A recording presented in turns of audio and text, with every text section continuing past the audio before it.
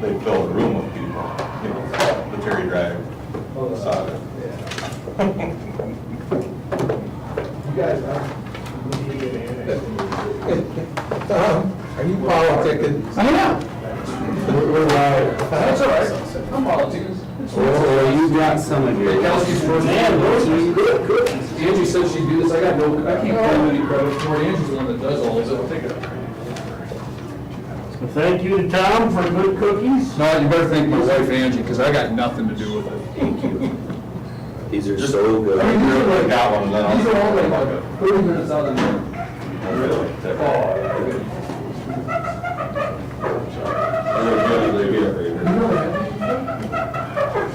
Bag lady with her stuff. We demolished the Webster swimming pool. I dropped my folder as I came in the door. The outside of there. Better you than me. Some, when the demolition was completed, they ended up as one. Just making sure I. In my lawn. Can you imagine that? And I wonder if they've done something like that. Just 1 second.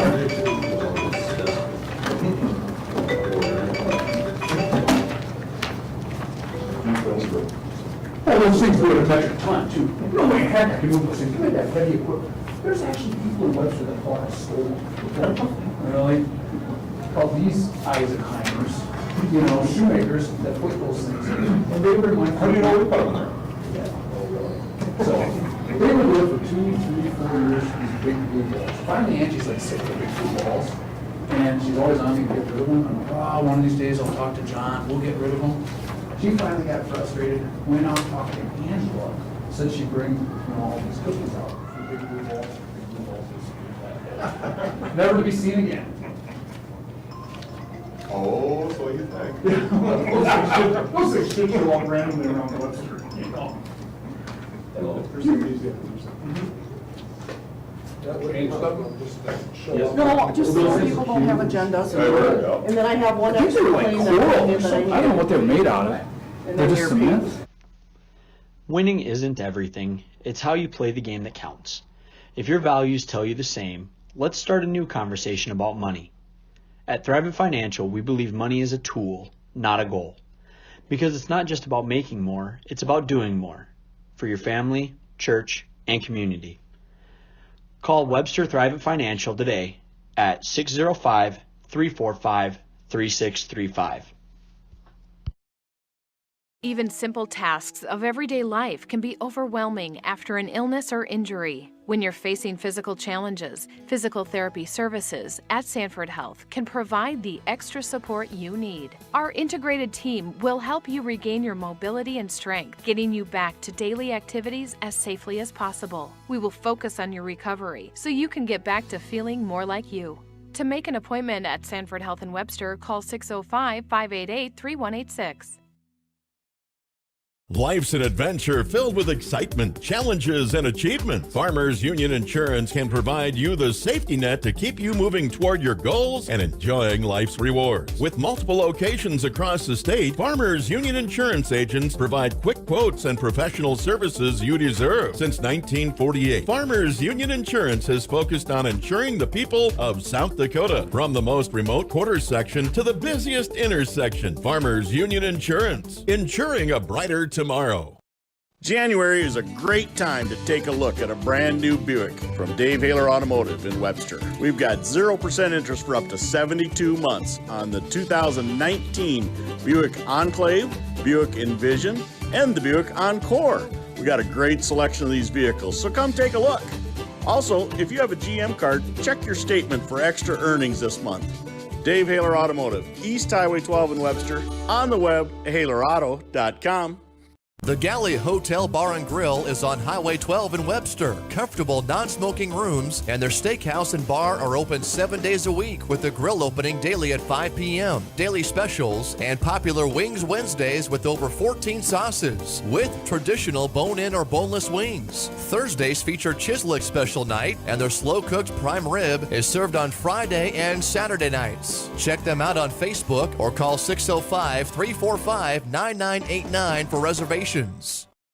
partnering with champions. RDO does that. Whether it's on the farm, the football field, or in the backyard, RDO prides itself on partnering with champions. For over 100 years, John Deere has been a champion of building the finest compact tractors available. Let RDO Equipment Company be your compact tractor sales and service champion. Plus, with 0% financing available, there's never been a better time to purchase your next compact tractor. Don't miss your chance to discover the RDO Equipment Company difference for yourself. Visit RDOequipment.com to find a dealer near you.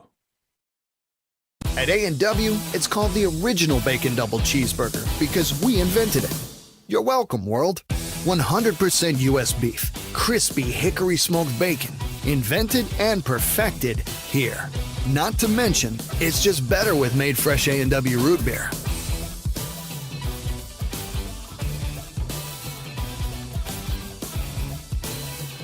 In order, stand and say the pledge. Pledge allegiance To the flag of the United States of America and to the republic for which it stands, one nation, under God, indivisible, with liberty and justice for all. I will go ahead and call the meeting to order. Can I have a motion to approve the agenda as presented with one amendment, that executive session for personnel at the end? So moved. Thank you, Joel. Second? Second. Thank you, Marty. All in favor say aye. Aye. All opposed, same sign. Motion carries. Public communications? Seeing none, move on to the budget hearing for the 2020-2021 budget. We each should have our budget book that Lori has provided. Lori, I'll just go ahead and turn it over to you. Thanks. If you have any questions as we go along, just, I'm sure you've studied them, so you'll probably have things jotted down. We haven't had a whole lot of changes since our preliminary budget in May. As far as the general fund, our revenue, we still have that based on the 0%. Now, the 2% law did go into effect on July 1st. And so when we, at the last Friday in September is the day they take our child count, and that's what our state aid is based on. And so at that point, we will take that times the 2% increase, and then we have a meeting Monday night, negotiations with teachers. And so, that meeting will determine if raises are going to be given or not, and then that 2% increase will help offset that. So, Just so I'm clear, so the 2% is based on the fall head count? yes, the last Friday in September. Okay, so we won't know in full what we're getting until that last day in September. Correct. And so when we do our preliminary budget, we're using estimates. Okay. And so then at that point, when we find that out, and if raises are given Monday night, we will do a supplemental budget in October to address that. We'll address the spring negotiations next week Monday night. and future, past and present and future on the negotiations on Monday. Yep, we're meeting with the teachers Monday night. Okay, so the revenue, pretty self-explanatory. The expenditures, salaries are at 0% right now because that's the contracts we had issued. I made minor adjustments to insurance. Did a little tweaking like for natural gas, electricity, that kind of stuff once we got our final bills in for the year. Mr. Ruby's position was eliminated, so that did decrease our high school salaries.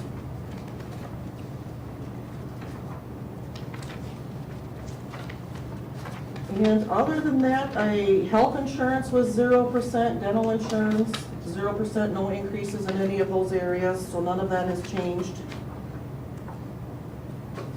So did anybody have any specific questions for general fund? General fund, you have little control over that, correct? Correct. The state sets the levies, and they have been decreasing each year. And so it's our need and then whatever our enrollment is. So it's local taxes plus state aid, which is determined by our fall count. Okay, we talked about CARES funding before. Yes. Now, some of that, you don't know if you're going to get it. Did you build or plan some of that in the general fund? CARES funding can be used in the general fund? Well, that was the ESSER application we talked about a week ago. That has been approved. And so I gave you that budget information that showed you exactly what those areas were that we were going to spend that money. That is, the only part that is in the budget was the technology, the 60,000. That was in the capital outlay budget because even if the ESSER plan did not get approved, we still needed to purchase that. So basically, that plan has been approved. That frees up 60,000 in our capital outlay budget.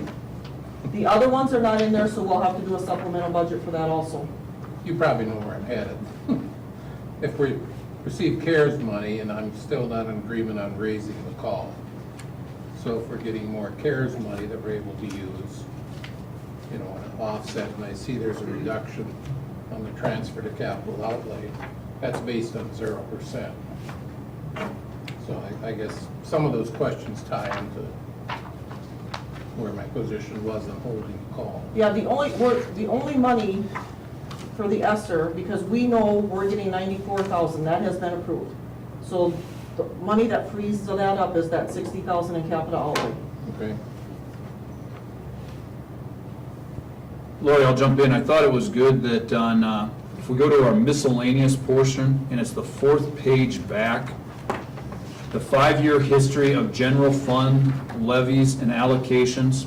I believe it was a meeting or 2 meetings ago, you know, the conversation is where we're at with our general fund levies. In 2016, our agricultural general fund levy was $1.56. For 2020, payable in 2021, we can all see we're now down to $1.44.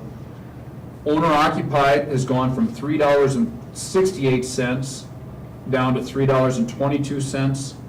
And the highest taxed, of course, would be non-agricultural, either office buildings, businesses, commercial, lake cabins, you know, your second homes, utilities. They've gone from $7.63 down to $6.68. So the bottom line is that I think with their budgeting, as you can see there with that 5-year history, I'd like you to keep putting this information into our budget packets in years future, because it's a good idea just to see where we're at. But those are good significant drops, because I understand, of course, that our valuations are going up, but it would be more concerning if our valuations were continuing to go up as were our levies, which is definitely not the case. And just to clarify, the state sets those levies. Yep. The only way we can change those is if we have an opt-out. Correct. That's why I say we don't have control. But did our valuation not go down this year? Potentially $2 million. Yeah, it wasn't very much. I thought it went down. It might have decreased a little bit. Well, I think that's the estimate they're giving right now. yeah, based on what's in here. 663 is what. Versus 665. Yeah.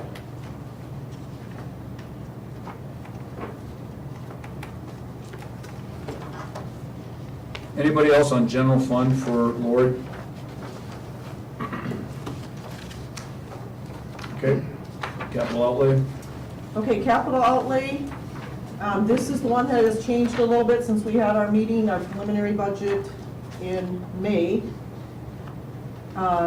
We had a work session a week or so ago, and so we've just kind of gone through and decided what expenditures we'll have for this year. We did make the decision to pay off our capital outlay certificates for the high school building. So we will be paying that off 2 years ahead of time.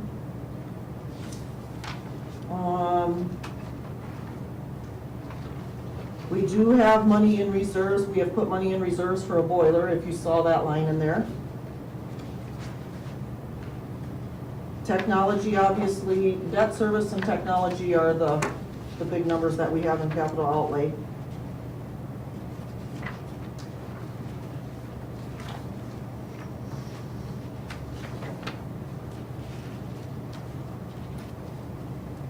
And then, like I said, 60,000 that is budgeted in here for technology, we will not expense it out of here because that's been ESSER approved.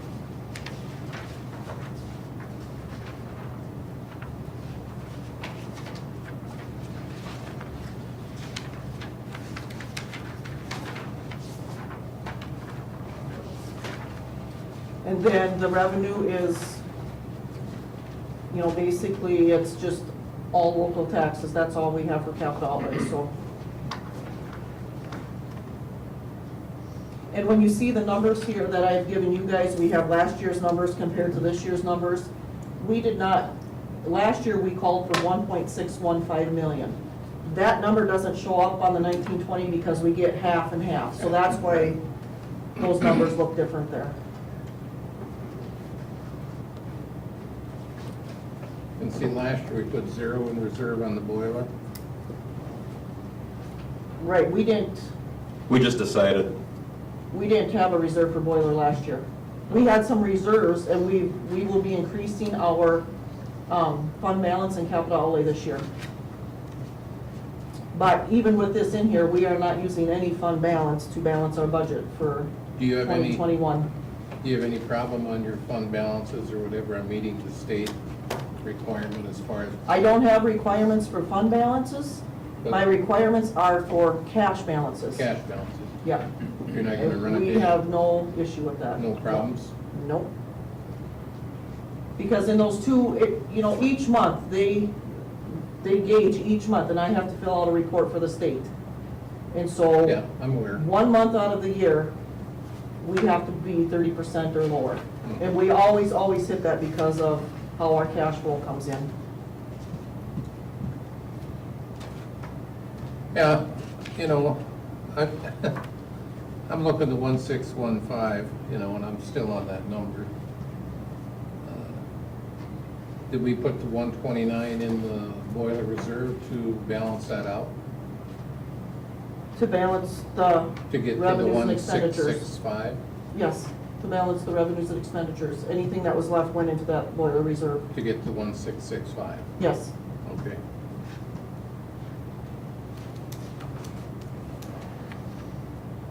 Anybody else on capital outlay?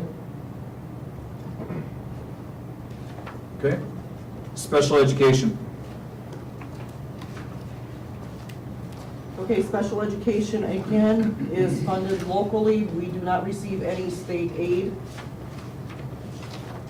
And our expenditures in special ed are basically our salaries and benefits of our sped teachers and our sped paras, our Northeast Services Co-op expenditures, because that's where we purchase like our psych and our OT and our PT and our speech. And then the other cost would be out-of-district placements. So that's kind of, you know, there's little odds and ends here and there, but those are the three major expenditures in special ed. Any questions on special ed? Bond redemption fund. Bond redemption is just cut and dried. That's on the high school building. We call for exactly what the payment is, and we have, I believe, 2 years left. And our payments are dropping, which is nice. Yeah. So it's down to a significant minimal And then once amount. that last payment is made, this fund will go away.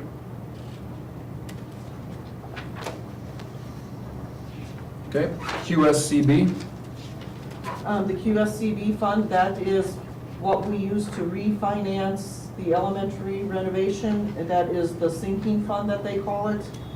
And so basically, this budget is just, what you see here, it's just a requirement. It doesn't like really show our payments because we pay into South Dakota Fit, and that money sits there until our time is up, and then they make one large payment.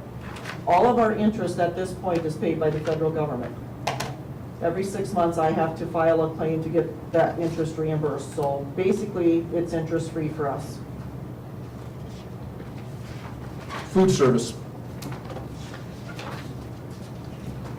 Okay, food service, again, that one's a little more unknown. We have salaries and benefits, which we know, and then, you know, our repairs, anything that happens in the food service department comes out of this fund, except for large purchases.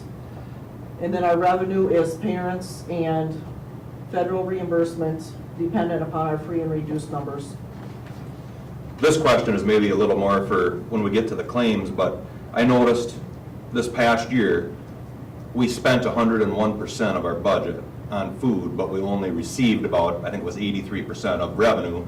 Obviously, the revenue was because we didn't have school, but why did we spend 101% of our budget? It could be because food prices went up, because when we do the expenditures, we don't know what we're gonna spend. And so it could be food prices went up, it could be, Okay. which isn't the case, but it could be more students enrolled in a year.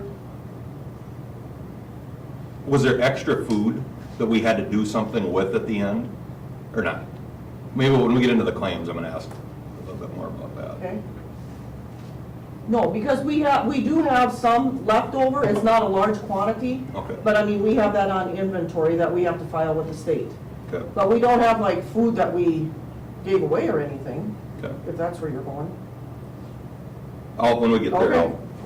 We try and run that at a break even, what we've been, It would be nice to, yes, or a little loss. yeah. think It would be traditionally nice if it's something- self-sufficient, self-funding, but also in food service, your fund balance can't be too high or the state takes away some of your federal funding. Driver's ed, Yeah, driver's ed is just, that has to be self-funded also, so we estimate, Mr. Case estimates how many students we have signed up, and we just need to make sure that that revenue pays for our expenditures.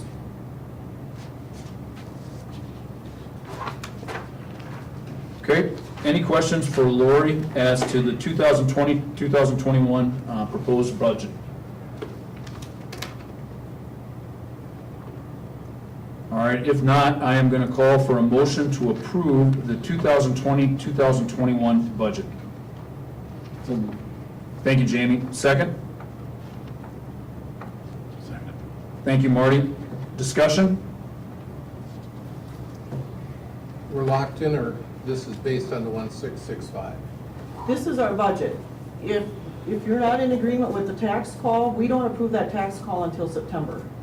Okay. If that's what you want to know. So, if you're not in favor of it, you can still be in favor of this budget, but if you're not in favor of the tax call, that's Can we in change September. it? Pardon? We can change the tax call in September. If by full approval of the board, yes. Majority. Or you can Majority, yes.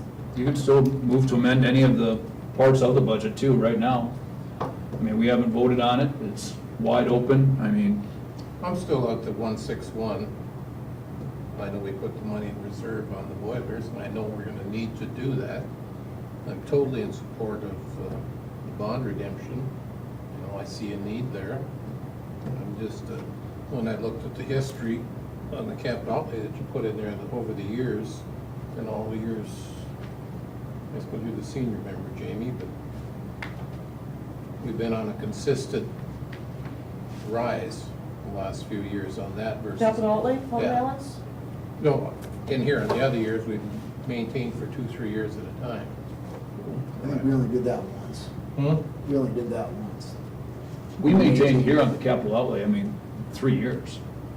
Yeah, the first 3 years, we really. Oh, yeah, she's kept got it low. in here. Yeah. And years before we did. Yeah, Maintained. but That's we all. were, well, on that one, Larry, I think that one, that was when we changed our 3-2 votes a little bit, but we maintained at that 900,000. Yeah, we maintained at 800 before that. We always called 3 mills, and then we started budgeting numbers, that was my first year on the board, that it used to always be, they called for the full 3 mil levy. 2012, the last year was 3 mil. Yep, and that's I came on the board and we stayed at the 840. Yep. And we, 840, 840, 840 for 3 years. 900, Yep. 11, 12, 16. But we've also, though, been a big change. We don't have, if you go also look with our reserves, the state is requiring us to hold a lot more of our capital outlay money to use in our general fund. You know, like, I think this Well, year. they're not requiring it. We Well- can use it there to balance our general fund.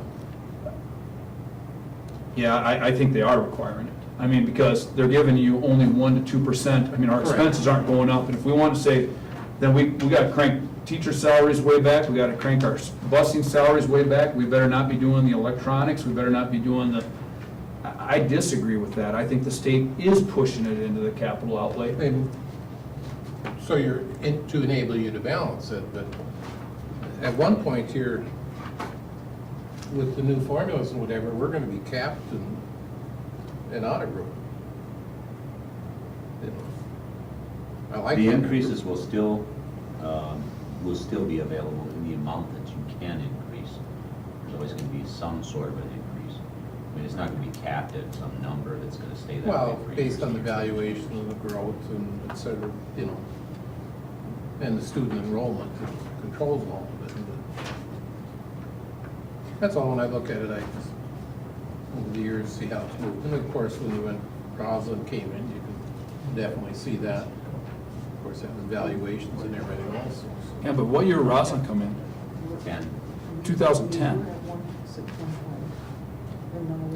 Yeah, that was only a 70 million, 65 million change. Larry, I was at the 16152, and I'm kind of torn right now, but, you know, when I sit here and look at this budget, I am concerned with where we're going. With the unknowns here with the COVID, we're still going to have all these facility repairs, and, you know, do I think we can handle staying where we're at? I do. But what I'm worried about is our student, you know, our declining enrollment. I know that's not a capital outlay thing, but it's definitely a funding thing. And when we get to the end of September, where's our enrollment going to be in light of the COVID situation? And then we don't know what's going to happen with the, you know, substitute teachers, with all of these extra personnel that we're going to If the money's possibly available to need. use as needed, I understand that. But we want to be careful that we don't budget for something that we don't need, don't have the money available now. If we go into starting school, are we going to, mass, for instance, is that going to be paid for by the district? I have purchased masks already, and that was part of the ESSER funds, that was in our application. So- But I don't think, well, we do not want to put out that we're going to start purchasing masks for the No, district. we don't school year, know. Larry. I mean, I want to make sure that's getting We don't know out clear. what's going to happen, is what Yeah, I'm I mean, saying. there's masks, that will be discussed at later on. We're going to ask people to be bringing their own. The amount of money we could be spending on masks every 2 weeks is what, 2,500? You I take think that, it's- yeah. yeah, 3,000. For, you know, we're talking 36, 40,000. If we want to start talking about major budget issues we got coming up, let's go to the general fund. Well, a lot of We've them got are page, federal funds. no, No, I'm talking about this personal protection. we don't have any federal funds for that. I know, they're talking about providing that. Who knows if it's gonna happen? So, for example, we've got under our admissions, do we really think we're gonna get $38,000 in admissions this year for athletic events? Right there. Right. That is, you That's know, right. we want to talk about, we're doing a $50,000 increase on a 600 and, what did we just say? 63 mil, yeah. 663 million valuation. Are we talking about, are we even talking a dime per thousand? Are we talking, I mean, that's how low we're talking. We're talking 50,000, that's the number, on I'm probably not- 663 million. I'm And I probably think we're not- gonna lose this. I'm probably not looking at it monetarily. It's just a trend that I was looking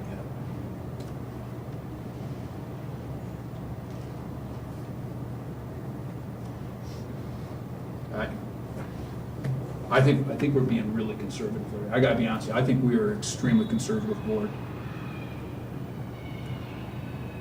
I agree.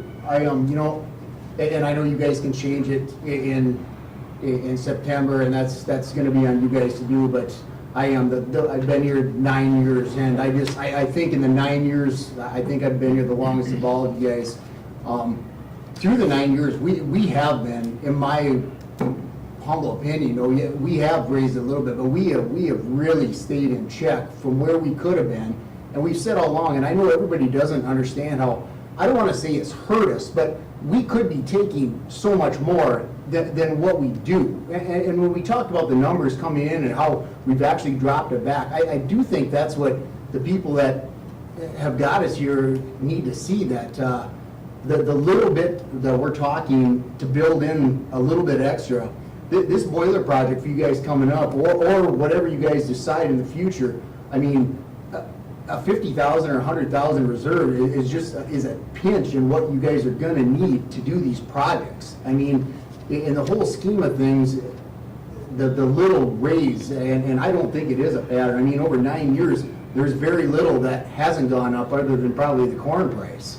I mean, it's things have gone up, and we have to budget and deal with it, and we want to be proactive. I mean, we want to, Tom and Joel and everybody, you guys, we want to be the place that brings kids in and be proud of it. And sometimes, you know, we do have to maintain and spend a little. You know, we're at just about 5.9 million for our general fund budget and our capital outlay budget. You know, those two combined together, 5.9 million. And I think it's good that we've had arguments and conversations here over 50,000. 59,000 would be 1%. I think we need to have this every year, not rubber stamp. I think we have had it every year, Larry. To be honest with you, you should have been here, Kathy Mellon and Mark Hansen and Mr. Bresky was here, and we have had some pretty heated conversations when it's come to this. And it's been 3-2 votes. And so I get it, where you're coming from. I think that what we need to do is just decide. Right now, we've got a motion to approve. I called for the motion to approve? Yep, and we have a second. Larry, do you want to make an amendment, or do you want to vote nay, or how do you want to go here? Well, If you want to make an amendment, we can do that, see if it goes for a second. well, I would amend to the 161, Okay? as we were last year. We got a motion by Larry to amend the capital outlay budget to 1,615,000, same as last year. Do we have a second? Second. Okay. We got a second from Joel. So now what we have is discussion on that. Parliamentary procedure lesson here. We'll get it. Any more discussion on that? On the second motion? On the second. The second. Yeah. So you're gonna vote right away without? We'll call on, so what we'll do is we'll call the question as to the second amendment. Okay, and we'll roll call the vote. As to the motion for 1,615,000 for the capital outlay budget, how say you, Mr. Reitz? No. Mr. Yes. Drava? Mr. Shoemaker? Yes. Mr. Luenga? No.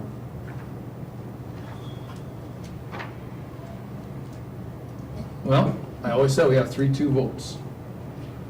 And I am going to say that with this year, with the uncertainty, we always have room to go backwards. Next year, I'm going to vote no. I have a concern. We could have a $44,000 budget hole in the general fund alone with just admission tickets. If we do have to buy some masks, we're looking at a $2,000 price. If we have teachers that cannot be here, we are going to have increased employee costs. This budget, as mentioned specifically, was 0% increase on employee costs. That concerns me, that we need to have those reserves available. And the way the state of South Dakota requires us to do it, there's no more reserves in the general fund. We need to go to the capital outlay. So I'm going to vote no. And I respect your opinion on that, Tom, and I would also argue that if we have that $44,000 decrease in gate revenues, I think there's going to be other expenses that drop likewise. We're not going to be paying the people to be there. We're not going to be paying busing to go to those. You know, there's a lot of savings that could happen if we're not drawing a crowd. So you're saying as if the events aren't taking place? Yes. What if the events do take place, but the crowds just don't show? That's a very good point. I'd rather have flexibility.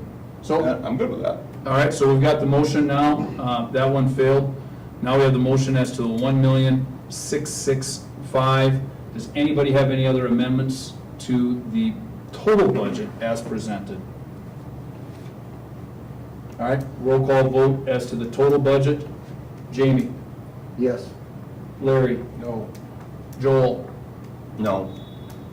Mr. Winga? Yes. I'll vote yes. Budget passes. Okay, go ahead and move to conflicts disclosure. None. Go ahead and move to motion to approve the regular minutes of the meeting on June 8th, the special meetings on June 10th and June 29th. So moved. Thank you, Larry. Second. Joel, discussion? All in favor, say aye. Aye. All opposed, same sign. Motion carries. Motion to approve, I'm going to call for two motions here. Motion to approve for the financial statements. Thank you, Jamie. Second. Second. Discussion? All in favor, say aye. Aye. All opposed, same sign. Motion carries. Motion to approve the contingency transfer. So moved. Second. Second. Thank you. Discussion? This is for election services, legal services, and volleyball for a total of $1,230, correct, Lori? Correct. All in favor, say aye. Aye. All opposed, same sign. Motion carries. Food service recognition. Lori or Jim, any of you want to tell us what the skinny was on that? Yeah, I have just included that in your board packet. It's a certificate of recognition to our food service department, and I have to say, it's not just our food service department, because we had a lot of pairs that came in and assisted, and these were for the meals that were served after school was closed. And so the state just sent us a certificate of recognition for that.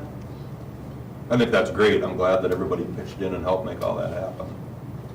Yeah, I mean, we really need to thank the staff and the paras and anybody that helped within the community to make that happen, and I think it worked very well. Some good compliments, so thank you. Okay, action items.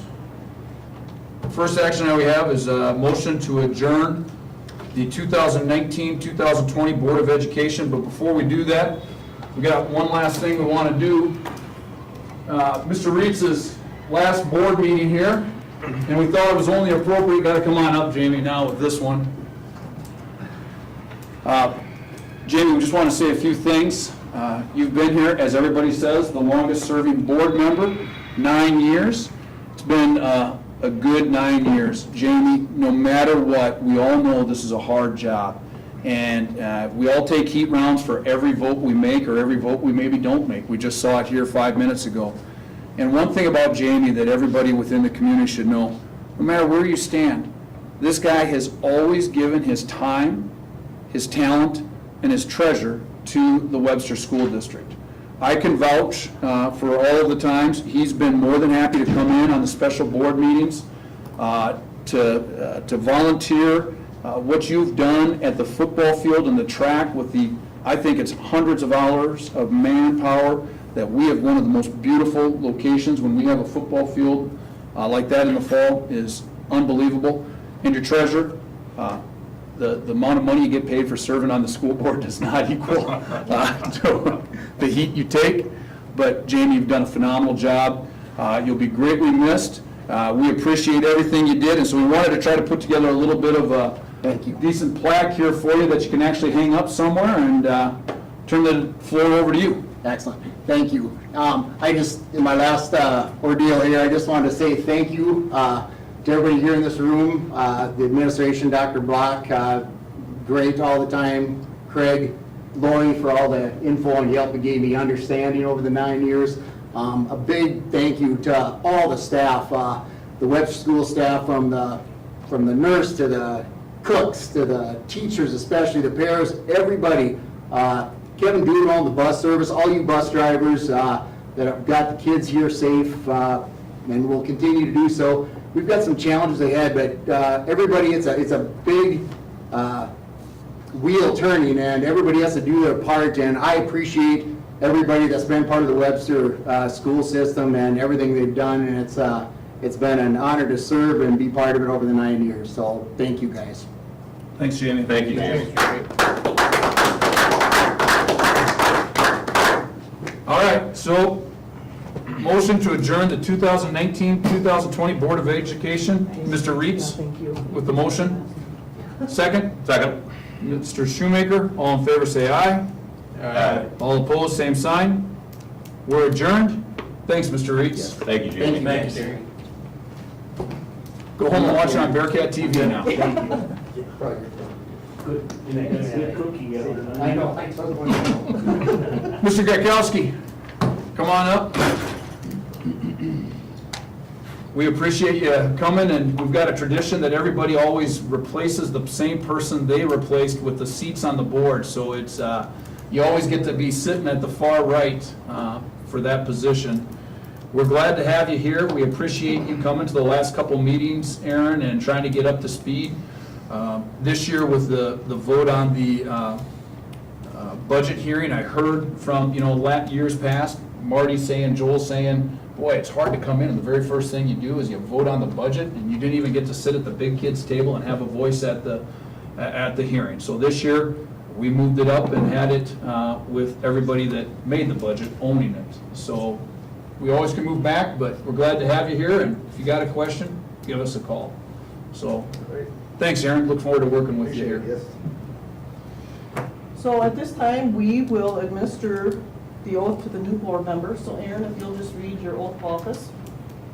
I, Aaron Gakowski of the Webster Area School District Number 18-5, having been elected as school board member of the above-named school district in the above-named county in South Dakota, do solemnly swear that I will support the laws and Constitution of the United States and the state of South Dakota, and to faithfully perform the duties of school board membership and by filing a bond if required by law and having it approved.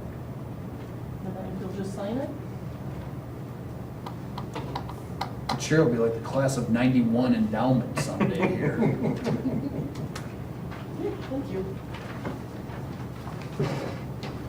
Okay, so at this time, I will ask for nominations for chairperson. I nominate Tom Sanis. I'll second that.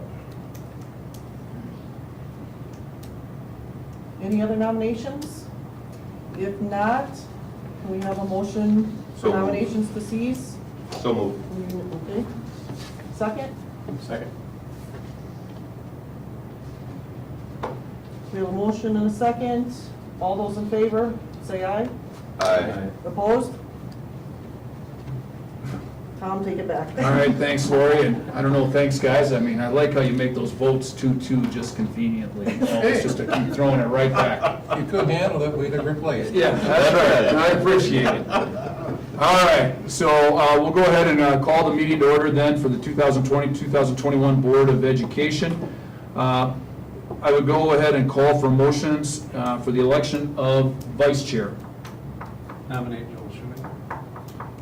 So move, second. Second. Thank you, Larry. Discussion or motion for nominations to cease? Motion cease. Motion to cease by Mr. Dreva, second. Second. Mr. Gakowski on the second. All in favor say aye. Aye. All opposed, same sign. Motion carries. Here's your sign, literally, Mr. Shoemaker, thank you. Motion to approve the monthly claims. So moved. Thank you, Joel. Second. Second. Discussion? I see the light bill was in there. That's one you don't mind, or the payment for that? Yeah. That's one you don't mind making. Yeah. If you look at that light project, I just talked with Lori, 2018 was our last full year of having the lights not be on LEDs. And for Northwestern Energy, we're looking at saving approximately $23,000, almost cutting it by 33%. That's just at the school. And at the Armory, we're looking at going from $18,000 down to right now, we're on track for 8,400. So, I mean, that would be about a 10,000 saving. That 33,000 is pretty significant. That's been a good investment for us. So, I think there's also an opportunity to continue to look at savings with automation. In the elementary, I don't know if we should probably look at a mechanical engineer to tell us if the automatic lights in the elementary is efficient or not. If it is efficient, we should consider those for the middle school as well as the high school, and possibly the Armory Arena and the high school gym, because there are times, unfortunately, you arrive there in the morning and the lights have been on all night. So we still have some possibility for some savings just with our efficiencies. okay. When I look at the workman's comp bill here, Yes? since we didn't have school March, April, May, and I know that we're kind of being reactive, nobody could see that coming, but if we go into this next upcoming year, and if for some reason we had to take some time off, can we see if they can switch the pool, that the employees are in, to get a reduced rate on those workman comp hours?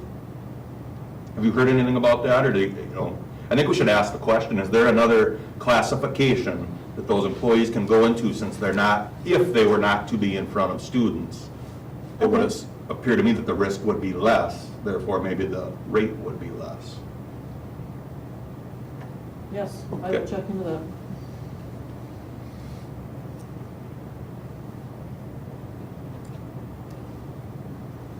Anything else on the claims? All in favor to approve the monthly claims? Aye. Aye. All opposed, same sign. Motion carries. Motion to approve the comprehensive special education plan? So moved. Second? Second. Thank you. Discussion? Probably more for Aaron's information. The comprehensive plan is something that the co-op, Northeast Special Services Co-op, together they have drafted a plan for us that we have to have in place. It's for federal funding.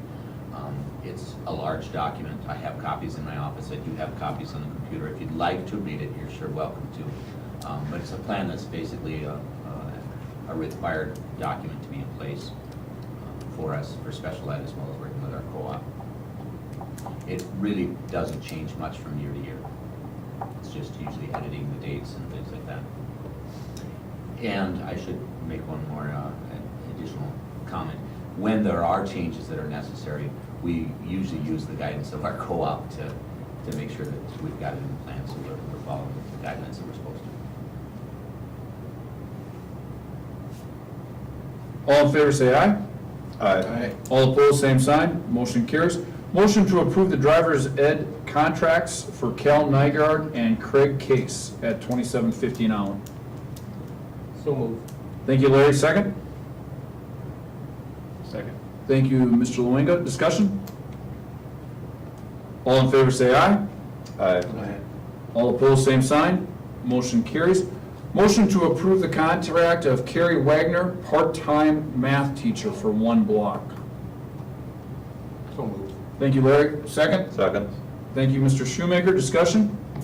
The need for this arises from our science position that we did not fill. On our schedule, we have pre-algebra as a course, first block in the fall, and I obviously am a math teacher, and I could have probably done that, but with my workload, it's probably not a good idea for me to take on any classes. Rather than having, I believe I want to say there's 10 or 11 students in that class, rather than having those students find a different course and or not get the pre-algebra in sequence with where they need it in their high school schedule, because they're mostly freshmen and some sophomores. I looked to Carrie, she's a math teacher. She was willing to do it, and so we put together a contract, and that's what she's going to do in the fall.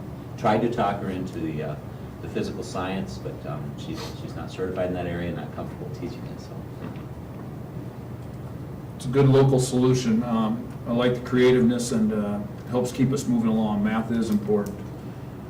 Any further discussion? All in favor, say aye. Aye. All opposed, same sign. Motion carries.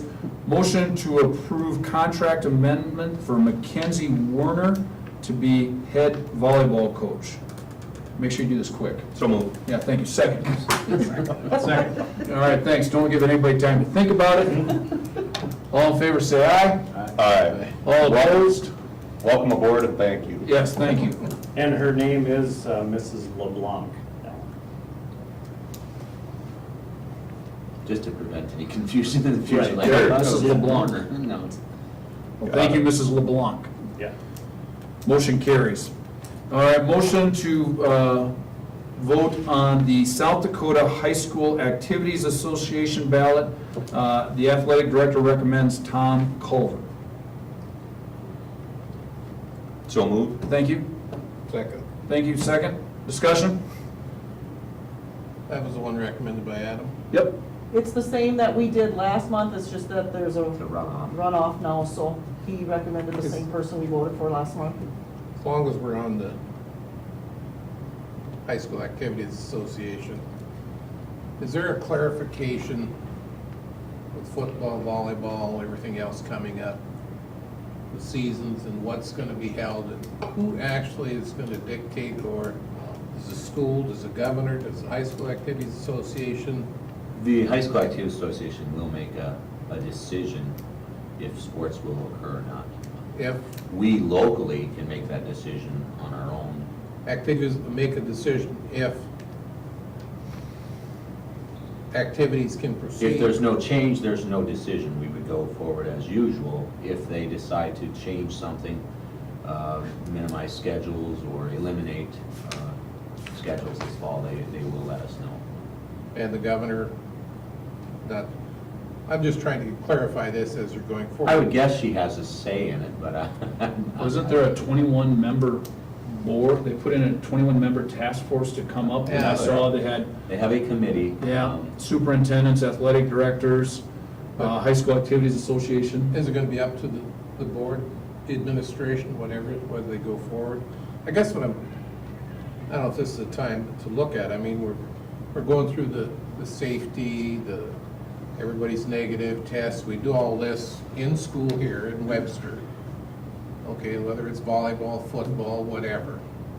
And we do all this, follow all the guidelines, and then we send our kids to Mulbridge or wherever to compete. I guess A couple of things there that I would say is, number one, I think there will be minimum guidelines that are in place by the High School Activities Association, because if you're a member district, they're going to have some minimums. And beyond that, I would also say, we, just like we expect our own community members, our parents and community members, we need to trust people who are making these decisions, that Mulbridge is going to make the right decisions for their district, West Central is going to make the right decisions. And so, is it going to be exactly like our plan? Possibly not, but I would believe that all districts are going to be making it's a some level of sort trust. I guess my next question is that if you feel uncomfortable, let's say Redfield, Millbank, whichever, the administration feels uncomfortable of our athletes going to Redfield to compete because Millbank was there the night before and somebody in Millbank was positive. Can you, the administration, cancel that game? Absolutely, I believe we can. So you would... And what ramifications would come out of it? Forfeit? Yeah, I'm just So trying to- if we believe there's something of concern, we would be having that conversation with the other district, and either would make a mutual agreement or a mutual decision, and if not, certainly I think we could overrule it. No different than We're also not in Blizzard. traveling. I mean, the staff's going to all the effort and everything, get everything ready, and you want to have school. You know, that's primary, but then again, that's what I'm wondering. This is obviously a little bit more, it's a little bit more serious and different than inclement weather, but there are times where the traveling team basically just says, no, we're not coming even if you want to host this team. They've made that decision. So similar to that, but obviously a little bit more serious. I mean, I possibly see that happening, you know. I can possibly see school starting and all fall activities canceled, but school will continue. I mean, things like that could happen. I would say this, the amount of meetings that I've been participating in via Zoom and in person, if there's a district that's not been looking at this and not been planning, I don't know where they're at. And some districts obviously are farther along with, I know there are other districts tonight that are putting together this, they're approving a 7 or 8 page plan. There are some districts that are farther along in their policies than other districts, But you'll be able to keep local control here. yes. All right, well, we're going to talk about the reopening stuff here later on, so let's move on. All in favor of the vote on the South Dakota High School Activities Association ballot for Tom Culver, say aye. Aye. All opposed, same sign. Motion carries.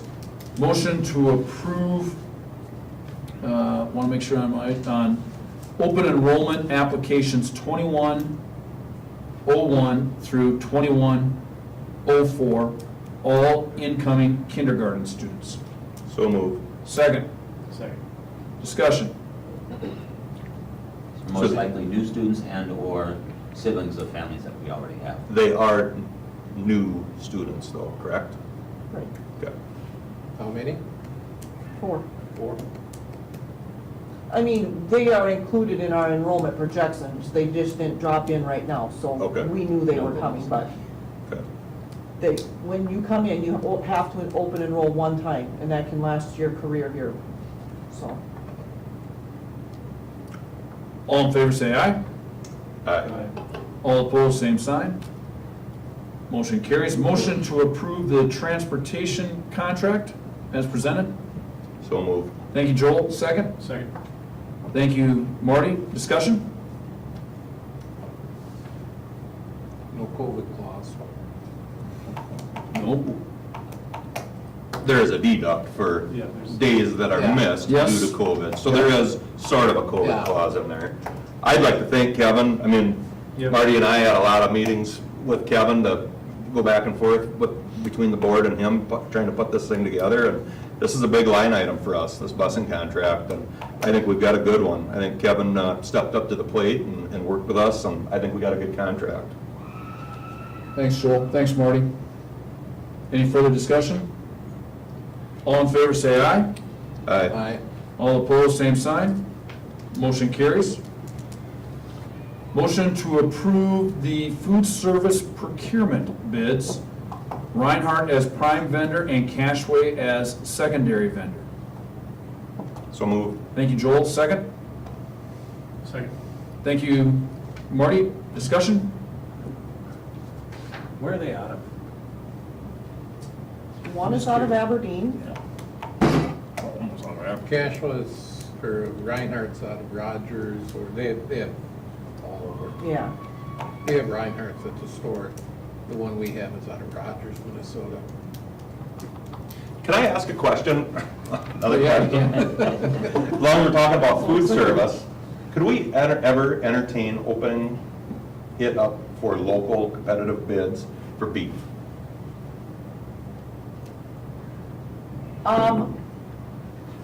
I would have to talk to Sherry about that. But I think a lot of that is covered in our commodities. The beef portion. Okay. Is that surplus beef bought up? Pardon? Is that surplus beef bought by the government that was in the commodities? Yeah, we get the commodities from, I think we should explore it. I think we should go down that path once and see, is there a way that we can do that? we can check into that. That's good, I agree. I mean, I think Mark brought it up a year or two ago. And wasn't there a school, West River, that was doing it? It's, Philip is all in, Underwood and Phillip. New Underwood and Phillip? but I think there's more and more starting to find ways to make it happen. Lori, could we just give them a call and see what they Absolutely, do? we'll call the state and ask. Okay. Well, there could possibly be other foods too, or vegetables. Sure.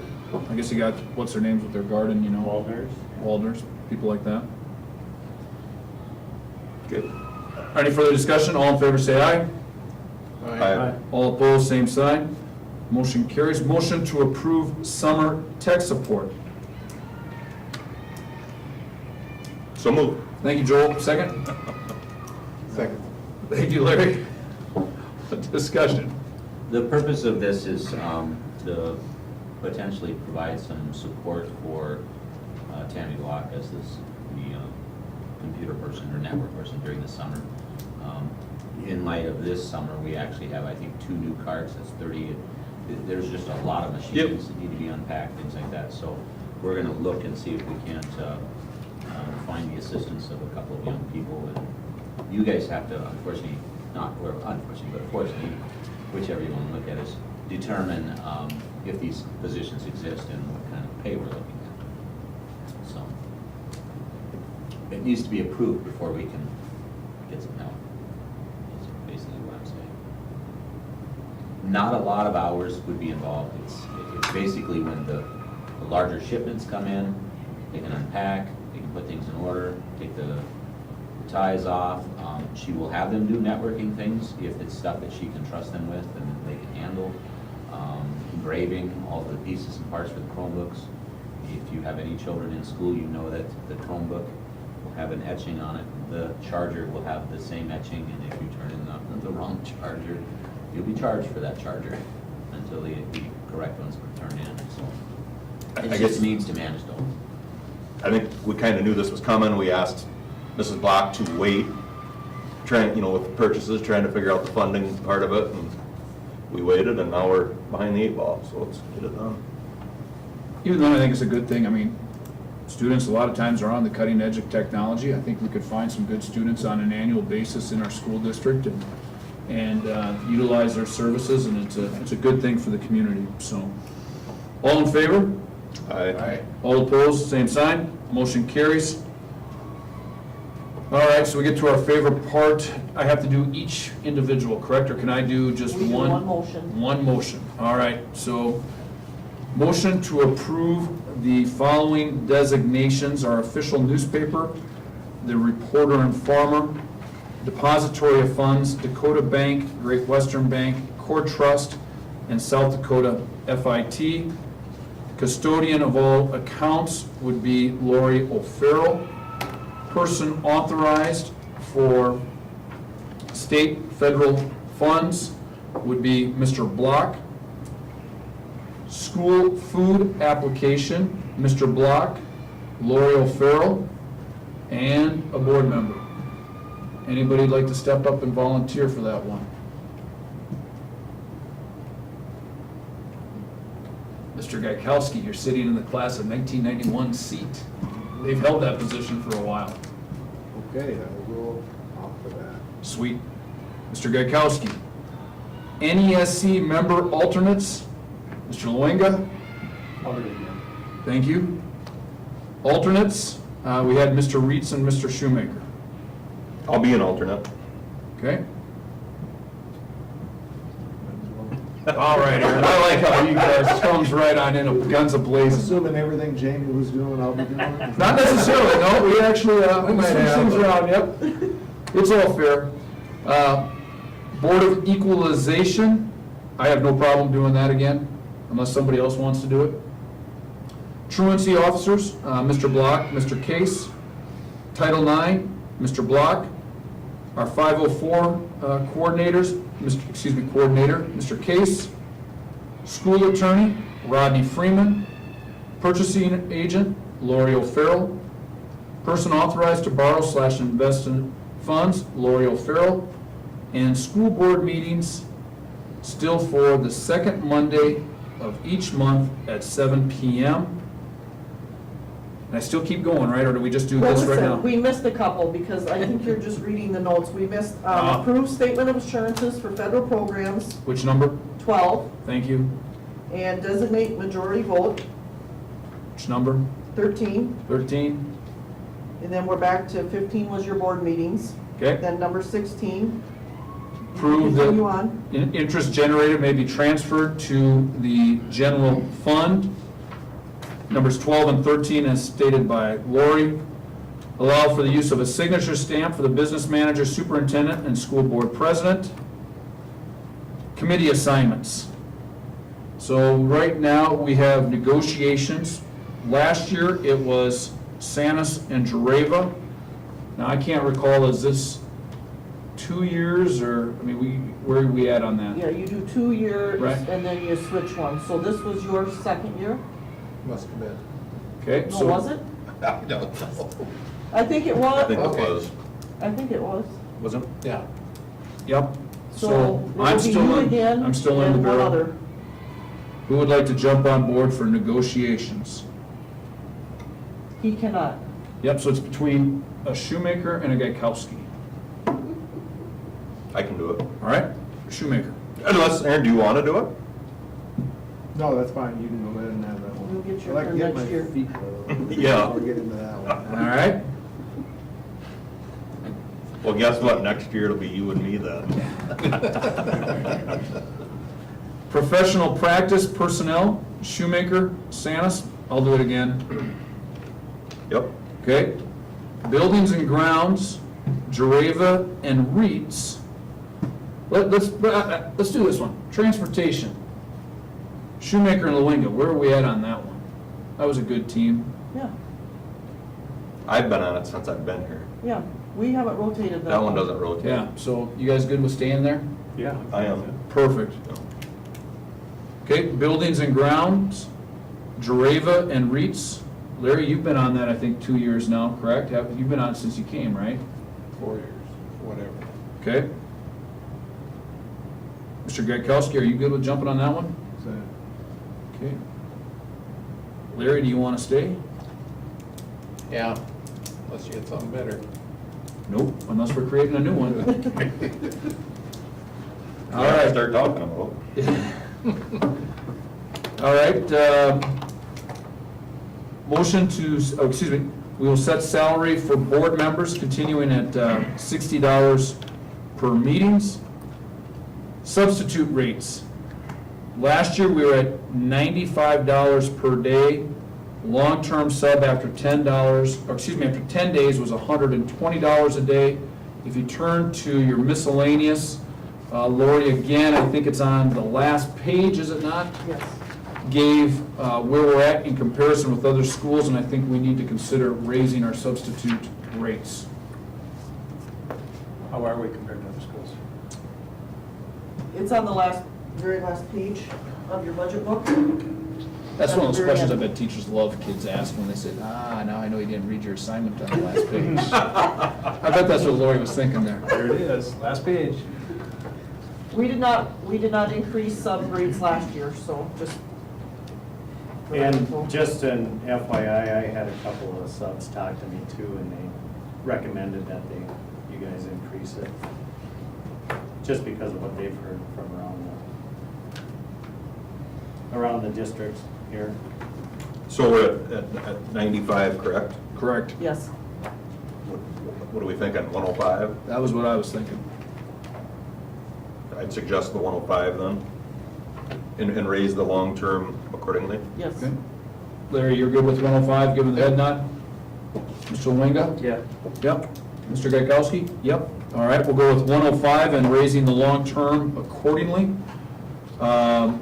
Mileage rate, we were at State rate. state rates. Thank you. That's good. That's all we have to do on that one motion, correct, Lori? We can continue if you want to, we can do the next one, authorize the superintendent if you want to include that. Let's just do this one, and then one big Okay. motion, and then we got to do the next one. All Since we right. got through 21 of them. All right, any further discussion on those? All in favor, say aye. Aye. All opposed, same sign.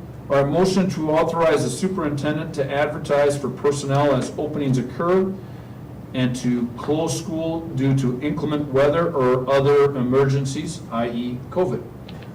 So moved. Thank you, Larry. Second? Second. Thank you, Mr. Lewinga. Further discussion? All in favor, say aye. Aye. All opposed, same sign. Motion carries. Motion to set lunch and breakfast prices. I have the prices listed in your packet. We, just for your reference, we did not increase anything last year. And my recommendation would be to increase just a minimal amount. with the rising cost of food and everything else. I found this item I was asking you about earlier. It has to do with food service. The $21,000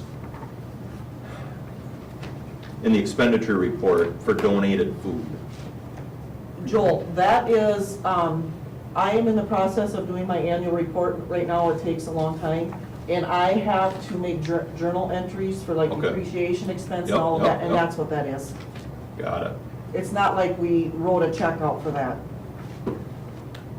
That makes sense. It's my journal entries. Okay. Yeah. You read your homework. Nice job, Mr. Shoemaker. I always read. Yeah. All right, so gentlemen, what do we want to do on the lunch prices, breakfast prices? Do you have a percentage? What's the minimum? I was thinking a minimum of a nickel. If you want to go more, we did not increase last year. If you'll recall, we've played this game where we've done small increments, then there's been years where we've done no increments to try to give a break, but then we have to catch up sometimes. We could stay where we want, but what that usually means then is probably year 3 of no increases, there's a little bit more of a sticker shock.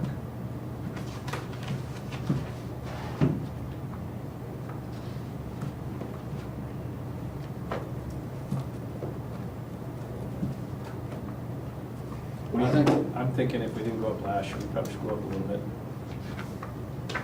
Well, I sit here and I look at it and I wonder who eats more? K-5, 612, or adults? And do we raise it according to that? Or do we just do a flat across the board? I think it just flat across the, Good. Make a motion to raise it a dime. You want to go a dime, Larry? Okay. Second?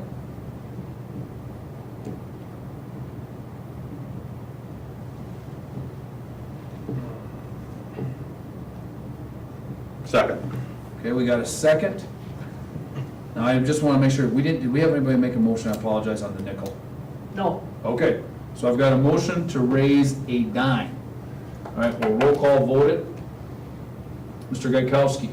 Oh, wait a minute, you know what, since you're the new guy, you get to go last. Yeah, we'll put everybody else on the hot seat first here. Come on. All right, now, Mr. Luenga. I'll go yes on that. Okay, Yes. Mr. Shoemaker, Mr. Dreva, okay, and Mr. Gaikowski. Yes. Okay, we will go up 10 cents. Motion passes. Motion to set meal reimbursement rates as established by the state, correct? no. These are not? Oh, that's right, adults, I got it. Motion to approve the meal reimbursement rates as presented. First of all, I get the motion. So moved. Second. Second. Thank you. Discussion? These are reimbursement rates, and it's for state events only, and it's not meant to pay for their meals, it's just as a supplement to help them out, and that's what most school districts do. And I did put in comparisons to a few other schools in the back, if you saw that, and so we're kind of right in the middle. I think we're in a good spot on that. Yep. Good? All in favor, say aye. Aye. All opposed, same sign. Motion to set the admission prices. So moved. Thank you. Second? Second. Thank you, Mr. Gaikowski. Discussion? I think we leave the rates Yeah. as is. I don't think we should be going up, and let's see if we even sell that much this year. Start charging Bearcat TV. All right, any further discussion? All in favor to leave the admission prices as were last year, say aye. Aye. All opposed, same sign, motion carries. Motion to set the Armory key card prices for fiscal year 2021. So moved. Second? Second. Thank you. Discussion? Gentlemen, just to help kind of move the conversation along a little bit, I would propose, because we've had the gym and the armory locked down to the general population because of the COVID issues, that we should set a policy for next year that, and correct me if I say this inappropriately, but any key card holder as of right now can have a key card again for next year at no cost. There wouldn't be, that way they would be reimbursed for the missed time this year. That would really be a good deal for the card holder. The current Not card such a holder. good deal for the Webster Area School District. Correct. About half price or something. Yep. We don't know that yet because we don't know how long it's the gonna Armory's be going to closed. continue to How long lock it's gonna down. be Yeah, I'm just, But as of right now, that's one heck of a good deal for the card holder. That might be a good way to put it too. I'm good with it. Are they still not allowed in there? So right now, they're not.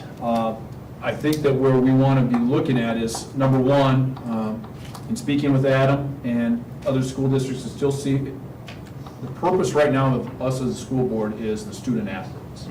And we want to get the general population in there as soon as possible, but I think we just saw that there was a regional gym that had to be shut down for, was it 2 weeks? 2 weeks. We're just getting to that time where if they go back to sports, the student athletes need to be in there.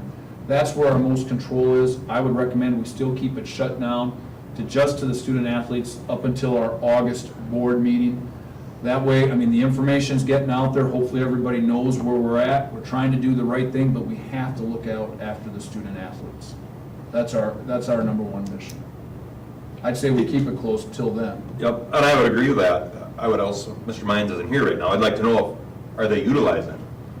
Are the students utilizing the weight room? I mean, we've got a gym full of kids over here working out right now. That's great to see. I hope that we're having the same success at the I don't Army. know what the numbers are, but I know he is one of the supervisors that is down there on the mornings that, because he goes there and then he comes directly here. So I do know some students are utilizing it. I don't know the number. Joel, this is the most vehicles I've seen parked out in front of the Armory in the morning, starting at 7 a.m. When I go over to the track and run, there are a lot of vehicles now outside of the Armory, and I've been hearing that we're at that 8 to 10 kids in the weight room. That's at great. one time. And I think they're going every hour is what I think they have them from down for an hour. Does that sound Yep. right? And then Yeah, they're it's 1 hour. 1 hour, and then they phase in another group, and then they phase in another group, and they phase in another group, and that's just the group that's in the weight room. I think there's still some kids that could be in now. They've been doing pickup games with basketball, or Yeah, they're doing some sort of sessions in the. sessions with gym. basketball, just like they're doing Gym. volleyball. So yeah, I think they're being pretty aggressive with it. Good. How many cards are out there that are not students, Students can't have cards. Okay. So how many cards are issued? I don't know that number off the top of my head. We'd have to look at the book. We have an application for each person, so. Okay, so If I were to estimate, we have 150 cards on, maybe not that many. And that includes every coach and every third grade coach and that's all cards. Because I think there's 100 cards in each box and we're well into the second box. Oh, we're past that. And what is the current price for that ticket? If they want just the gym only, it's $100. If they want the gym plus access to the weight room, it's $200 for the year.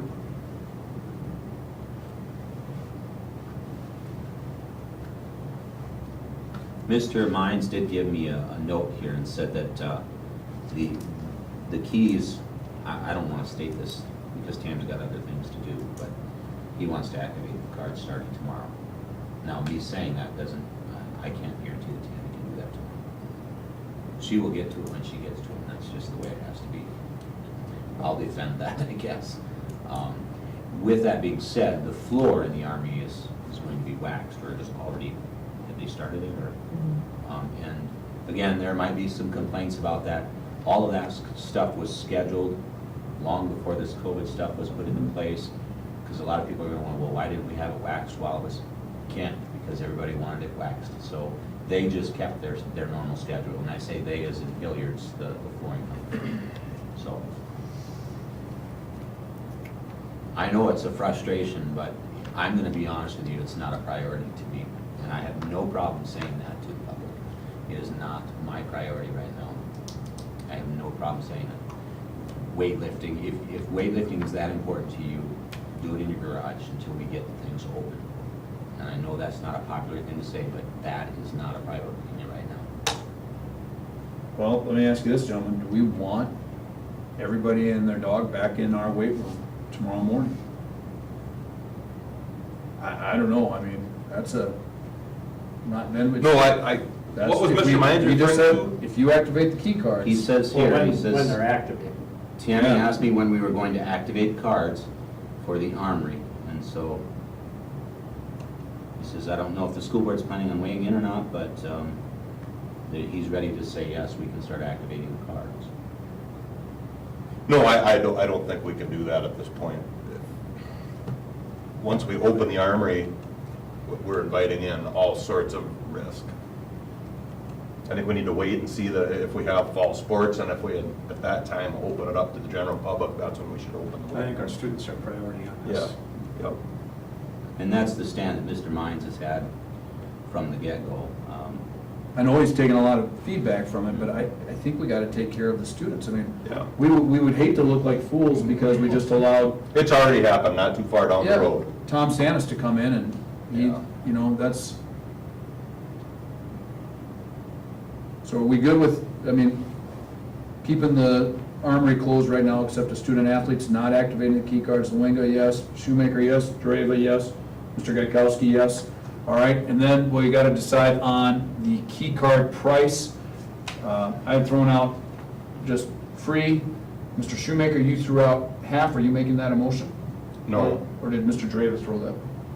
I said that if according to your proposition, It would be- that would make yeah. it half price for next year. If it's free, because they're gonna get a year for free, they didn't only, Oh, sure. I see didn't what get you're to use saying. it for Yes, I 4 see what you're months. saying. So Okay. see I what you're would saying. support a motion to leave it, the key card price is the same as is. Any card holder as of January 1st, 2020 will get a new card in 2021 free of charge. Isn't that what you were proposing? As of today's date. I was Yeah, gonna- today's- Yeah, I was gonna say, because there's lots of people that did purchase after. That's it. January, Or July, we'll just say February. July 1st. July Because that was 1st. the start of July the school 1st, year. Yeah, first that's of the fair. school year. Yep. Okay, I've got a motion by Joel, second. Second. Thank you, Mr. Gaikowski. Any further discussion? All in favor, say aye. Aye. All opposed, same sign, motion carries. All right, moving on to discussion items. Superintendent report, Mr. Block. I'll just try to keep those notes brief. Basically have 3 items.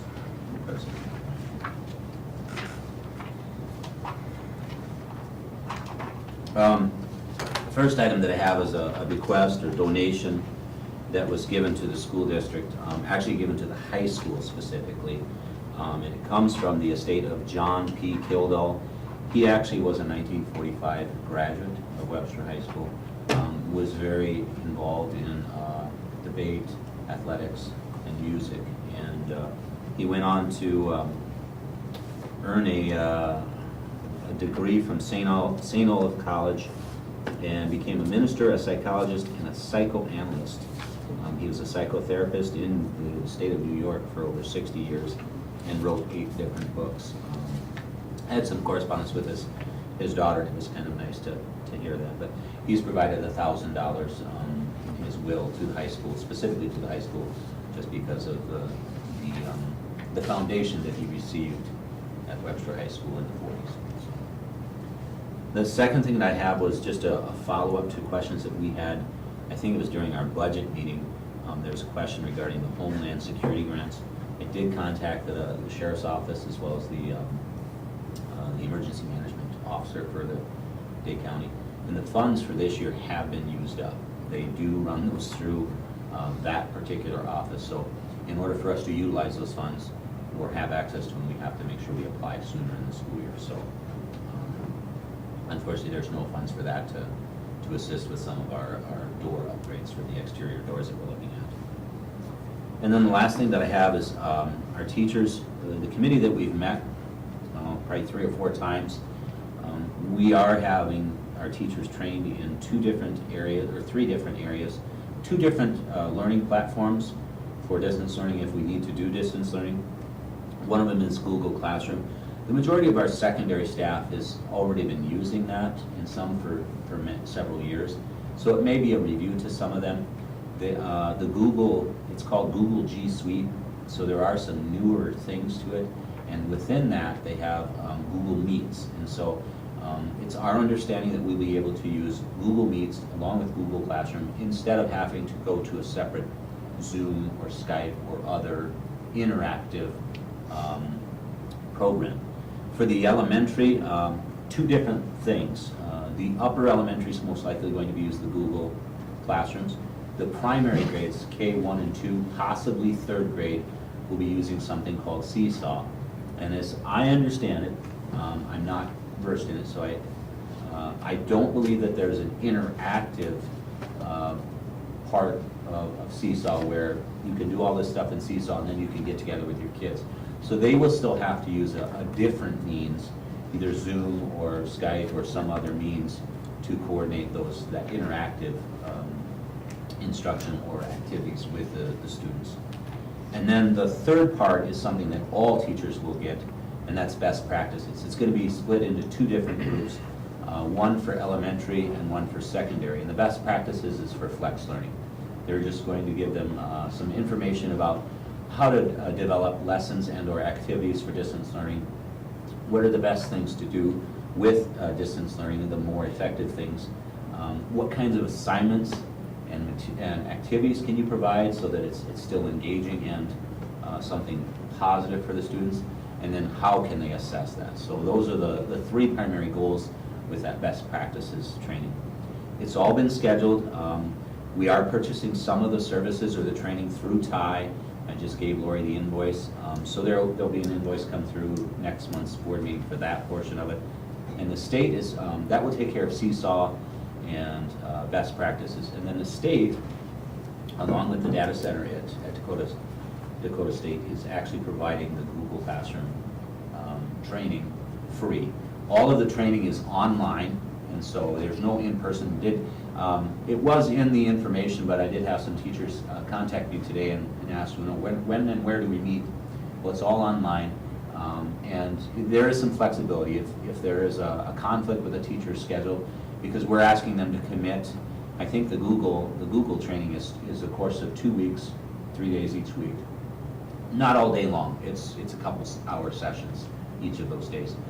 If they have a conflict, they cannot watch it ahead of time because the actual live version will be recorded, and so then after that session has occurred and they've posted the recording, then they can actually watch the recording. So. Can I just ask, I mean, when we have to use these alternative means, Skype, Zoom, can't we just decide on one? I mean, in my industry, every engineer is using a different platform, and I can't keep track of them all, Skype and Zoom, and can't we just pick one and go with it? I would say this, that most likely it's going to be Zoom when it's not Google Meets. Okay. We're hoping that Google Meets will be that. That's going to be our expectation, is that the teachers will use Google Meets, whoever's using Google Meets, or Google Classroom. And so, in my opinion, I believe Zoom should be the next best thing for the elementary. I will say, however, that with some of the individual situations with special ed and title, sometimes FaceTime works. If the user has an iPhone and the teacher has an iPhone, it's much more convenient for that to happen than to set up a... But that's more of a one-on-one situation. Right. And so we may, I'm not going to say we're going to, but we may allow that flexibility for the one-on-one type things. But otherwise, Zoom is very easy to use, and perhaps that's what we do with the teachers that are going to be using Seesaw, is that we expect that they use Zoom. The majority that use Seesaw already on their own, that's what they did use for their interactive with Zoom.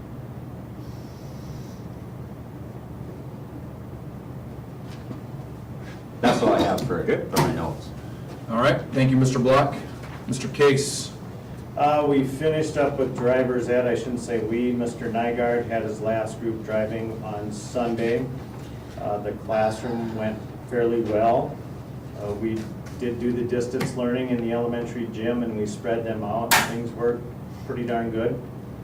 And Cal was up front and used the projector to project things on the screen. So I didn't have any hiccups or anything with that, so it all went well. And the driving part was, you know, the kid in that back seat had to wear a mask, and we as the instructor on the passenger side had to wear the mask. But like I had mentioned before, the driver did not wear the mask, which I think was a good thing. It didn't add to distraction driving. So otherwise, we put on a little over 4,000 miles on the car. I noticed you kept parallel parking next to my vehicle. We're trying to hit it. I noticed that. Come on, I was driving that part, parallel parking in front of my vehicle again. Yeah. Now, we usually pick a car and try to pick a board member car. Parallel parking. One of those advantages. Little known perk. And thankfully, nobody hit it. That's all I have to share. All right. A lot of it going forward, we'll be getting ready for next year. Thank you, Mr. Case. All right, next we got NESC. I have nothing to report. We didn't go last month. Oh, we had a meeting here. Yeah, so we weren't able to go. And we will not attend next week as well because we have negotiations scheduled, I believe. So. Okay. Buildings and grounds. Just trying to work on our capital outlay projects. They start on the elementary. No, He's supposed to come last. Ray Johnson is planning to do that work either next week or the following week for the concrete portion. And I do have all of the door orders, manufacturer ordering of the doors. I do have that moving forward. The two at the Armory and obviously the business office entrance can move forward, but they need to come and do actual measurements once the concrete is poured. So I'm coordinating that. So they will. There might be a little bit of a delay, and can't guarantee that it will be in by the first day of school, but they'll be finishing it there very shortly after. They're aware of our first day of school, and that's our deadline date. So. Okay. Flex learning policy, first reading, I believe, correct? Or is this the one proposed? This is first reading. Yeah, I was going to say, technically, I wouldn't call this a first reading because this actually is not policy here. We will have a plan that will be policy. Discussion in our superintendent's meeting was that, you know, you really don't, in this case, you can, because of the situation, you can approve the policy immediately and know that the policy could change.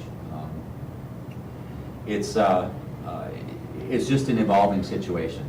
I have been to countless meetings on Zoom and many, many meetings in person. Superintendents, I don't know how much the business managers have been meeting. There's just a lot of conversation about this. What I have here it's basically a guideline based on the notes that we took at two of the superintendent's meetings that I attended. We had a Northeast meeting, and then they had a meeting that was held in Aberdeen. There were 3 different meetings across the state, one in Rapid City, one in Aberdeen, and then one, I believe, in Mitchell or Sioux Falls. And so that's where this document comes from. It's just, it was notes that we'd taken, bullet points. I did include some of the bullet points that perhaps are not relevant to our school district. And so if you see something that you go, I'm not sure why that's there, please ask or make a comment about it, because that's really how this policy is going to come into place. What's best for our district is the input that we get.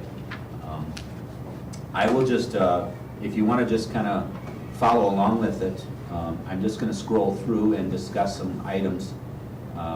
Obviously, one of the things I was watching Huron's board meeting this evening, theirs started at 6, so I listened to their superintendent go through their plan, and just about every item or every other item, he said, now this is what was proposed to me on this date, this is what we're planning right now. Many times did we provide the disclaimer that this could change. It all depends on the number of cases, what's going on in our community, in our county, those types of things. So, and we'll discuss some of the, I sent a teacher survey out as well as a parent survey, and I'll discuss that towards the end of my items here. When you look at preparing the students for school, if you look at this particular plan, I put in a couple of things here that I want parents to, we want parents taking personal responsibility. Now, I've already had parents contact me and tell me, you know darn well, Dr. Block, that there's going to be parents that are going to send their kids to school even with a fever. They're going to give them ibuprofen and they're going to send them. I wish I could control that, and we will do what we can to control that. But we still have to rely on personal responsibility for students and parents, specifically the parents. And so what's interesting is, I put this on your tables. This is a checklist. It's a little bit more detailed than I thought we would end up with, because as you can see with mine, there's only about 4 or 5 items. And my plan is to discuss this with our school nurse, county health nurse, anybody else in the health field that we can get some information on. But this is what Aberdeen is using. It's what Britain's using. I don't know if it was developed in Aberdeen, so I'll give them credit. But these are the questions that they want parents asking students each morning. And if you say no to any one, or excuse me, yes to any one of these, see, if you say yes to any one of these questions, then you should not be sending your child to school. That's the first part. Transportation is the next, and I'm going to do this briefly, and those that are listening and you folks here, just know that this is going to be a pretty lengthy document when I put it all together. I would suspect that we're going to get some information here tonight, some comments that I'll write down and make those adjustments in it. Transportation, there's been some debate and conversation about whether or not taking temperatures is accurate if you are doing it as they walk onto the bus, if you are doing it as they walk into the facility. My understanding from what I've heard is that you need to be in the facility or the environment that you are in for approximately 15 to 20 minutes before that temperature is accurate. I don't know the research behind that. I'm just simply saying those are comments that have been shared in some of our meetings. So there's been a debate as to whether it's really useful to take temperatures for kids that are boarding the bus. My number one concern for taking temperatures boarding the bus is the age of the majority of our bus drivers. We have an elderly staff that's driving our buses, and so for them to have a little bit more contact by trying to take those temperatures, I don't know if that's a good or a bad thing. I will say this, that Kevin has informed me that he has purchased the touchless thermometer, so we'll have further discussion on that. He believes that according to what he's provided me, each temperature is 3 to 5 seconds for each student. I don't know if it's going to delay the buses extensively or not. Other things with transportation is whether or not we allow kids to use the first 2 seats so that we can protect the drivers, with social distancing. There's been some districts that have talked about, and I believe our community buses either blocked off the first 2 seats or else they put a plexiglass. I was told that they had placed a plexiglass barrier between the driver and the passengers. So there's discussion about things like that. Boarding and unloading, we'll do the reverse of, I'll use Terry Anderson's version of PE. He was very, very particular about organization in PE. First student on the bus, where do they sit? Anybody remember? All the way in the back. You go to the back, you fill in the seats as you come forward. Now filling in the seats is going to be a debatable thing. I'm suggesting that students of the same family may sit together. Beyond that, if the bus size allows that non-family members have to sit together, we should probably not do that. And so that's something we're going to have to put in place for each of the route students. We have to discuss, do we want masks? Do we not want masks? Are we going to require them on buses? Not require them. Highly encourage them. It really depends. I believe that 2 of our routes have a sizable population on the buses when they're full. I think the majority of the other routes, I think there is the chance that you can spread out enough to where it's a pretty safe situation. I'm trying to think, there's anything else that Kevin had mentioned. And if you have ideas, comments, or questions that have been thrown at you as we go through this, please share. So gentlemen, in talking with Jim, we're realistically looking at trying to take the best practices from what Jim is finding with everywhere else. He's doing a really good job keeping me up to date with what he is finding. I think that if we go maybe in a couple weeks, Jim, maybe that would be the time to have probably one, hopefully, maybe it'll be our last one, but a school board meeting to adapt the final plan, because our next school board meeting otherwise is August, whatever, 6th. I mean, It's like a week before. It's a week before. It's like or 2 weeks before I come back. August 10th. 10th, yeah. We start on the 20th. Yeah, so it doesn't give us much time. I was thinking if we could have a meeting here at the end of July, August 3rd, gives maybe a little bit more time, but that way Jim can, we can get closer to actual dates, know what is actually happening, because as he's saying, everything's changing. And let's see what shakes out with a lot of these other districts. I mean, as they're going through their pluses and minuses, I think we can steal a lot of their good ideas. I do think, though, and just keep moving on, that we have to get out to the, one of the big issues that people ask about is masks. Whether masks are going to be required, encouraged, etc. I think it's important that we possibly get out to the general public. Number one, masks to be required just because the governor says so at any given point in time. Other states that you would never thought that was going to happen, for example, Texas, Florida, they're now all of a sudden, they're strong political states that have leaned in one way, and all of a sudden they're requiring. I think that we should at least, for our students and our parents, be prepared that if they have masks, to have them, they're going to need masks at some point in time, more likely than not, and it's probably going to be highly encouraged. And if there's even people in the general community that can help make masks, the cost for us to buy masks is just not realistic. We need to have that conversation sooner rather than later, John. I think you could ask any of the elementary teachers, and all of them would say that kids sneeze around them. They sneeze around each other, especially the little kids. They don't know any better. They sneeze, they cough, they don't cover. That's not to say that. I think it's something that we need to look at, and we need to say, wear them if you got them. We really are going to encourage it. I don't think at this point we could say you have to wear them, but we'd be wrong in saying, no, we're not going to worry about it. I think if they've got them, we should be encouraging them to wear them. I will say this, the survey that I sent out to the parents was very brief. It probably was like my 6th or 7th draft. You're only talking about 3 items, but it was, okay, I'm going to include this, and then I'd go to another meeting, maybe I got to put that in. I didn't want it to be too much. This was a preliminary survey to find out where are the majority of our parents at, and I'll get to that later, but it wasn't basically to say, here's all your information, now you decide. We will give that to the parents. And I will say this, that I believe that I can put something together even close to the end of this week. And the reason I say that is maybe we want to look at this as sooner than later, because we do need to inform our parents of what our plan's going to be, with them knowing that it's possible what we decide by the end of this week and have as a plan, or even early next week, could change by the end of the following. It's just a very, very fluid situation. And so the mask part, I'm not sure where that fits in, but I had planned to, with my original survey, and I just thought it got to be too lengthy and I didn't want to inundate the parents.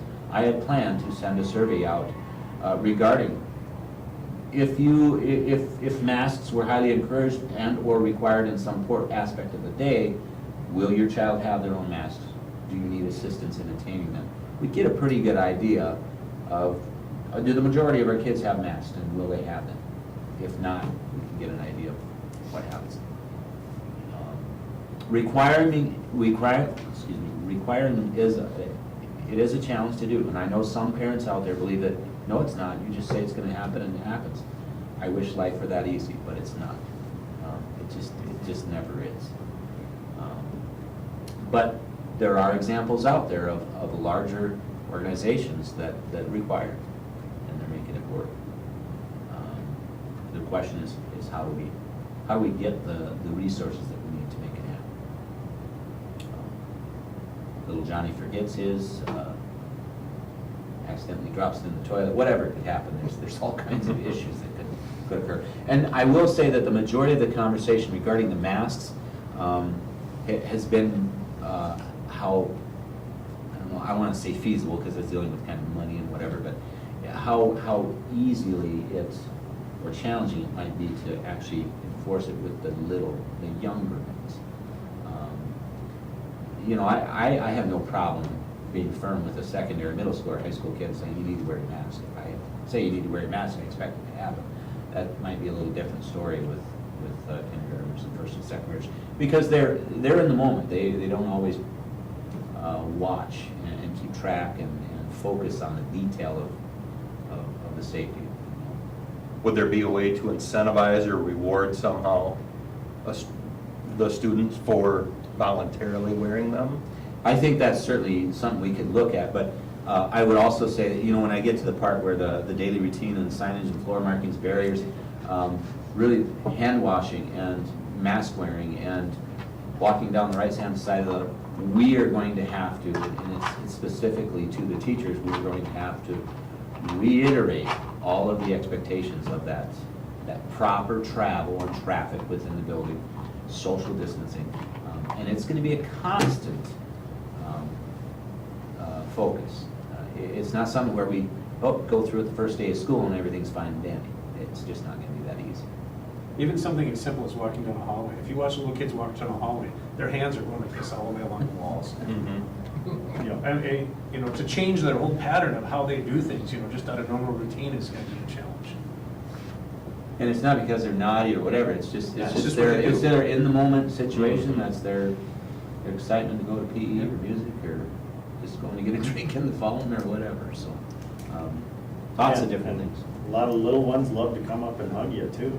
You're gonna have to just put up stop signs and try to keep them back. And then we're gonna have like mask breaks. You've worn masks, I'm sure, and they get a little sore on your ears.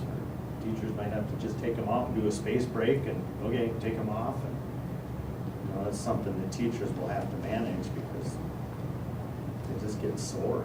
I learned of a couple situations today, and I can't verify if they're true or not, but that some people within our area, someone broke out with a rash from wearing a mask too often. And others were getting irritations that were becoming other health issues. I don't know if that's true or not, but it's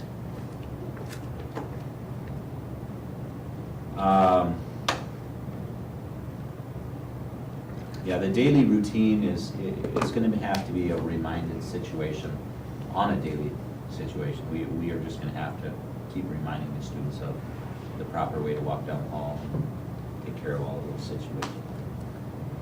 We are going to put in some plexiglass, like in our high traffic areas with our secretaries. I don't know what we're going to do in the nurses station. We'll be talking with Heather regarding the nurses station. I know one of her concerns is if there are ill children. Right now I think she's got 2 extra little rooms. We will have to designate some other confidential areas within our facility to place students in, if need be, until their parents can come get them, depending on the age and things like that. So we'll be discussing those. Mr. Case and I don't know, I'll just kind of scroll through this. Do I have anything on lunch? The lunch schedule, we've talked about, do we extend it? But here's my first challenge with extending lunch. We start serving at 10 minutes to 11. If we go any earlier, preschool and kindergarten's eating at 10:30, that's a mid-morning snack, sort of time-wise, if you see what I mean by that. And then the other end of the spectrum is our high school eats at 10 minutes to 1. You're going to be quickly approaching 1:30 or later if you're going too far. Now, with that being said, it doesn't mean we can't shift it as part of our solution, but I would say with our high school, it's not going to be a difficult thing because we already have open campus for juniors and seniors, in which, by the way, there are many schools that are looking at opening campus through ninth grade.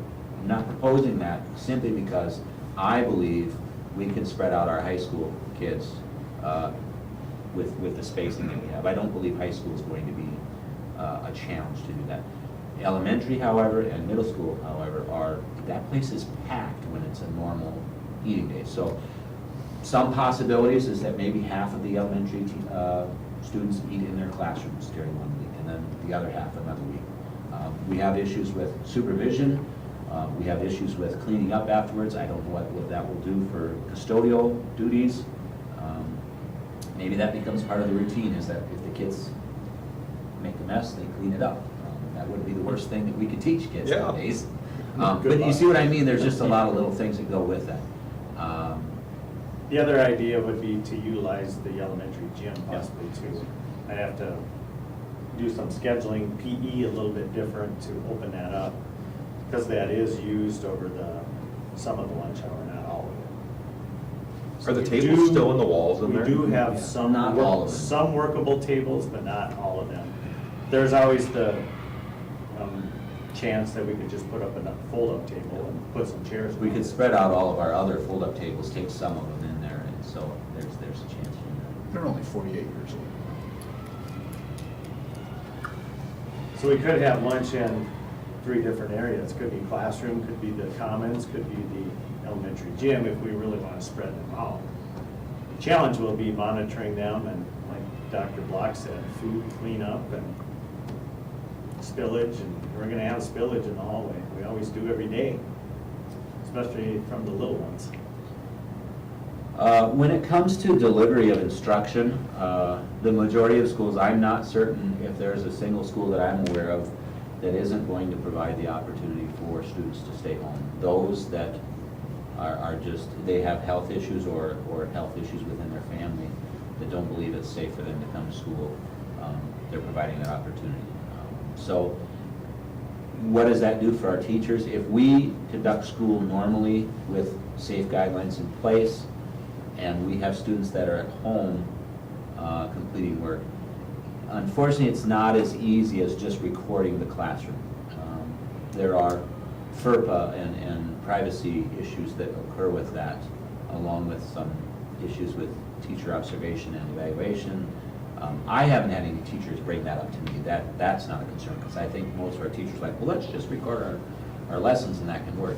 Unfortunately, there are things that occur in the classroom that identify special needs students, they identify behavioral issues, they identify a lot of things that just can't be talked about down at the cafe or in other business places and things like that. So I don't believe it's going to be as easy as just putting a microphone and a video camera on the teachers for those that are taking it from home.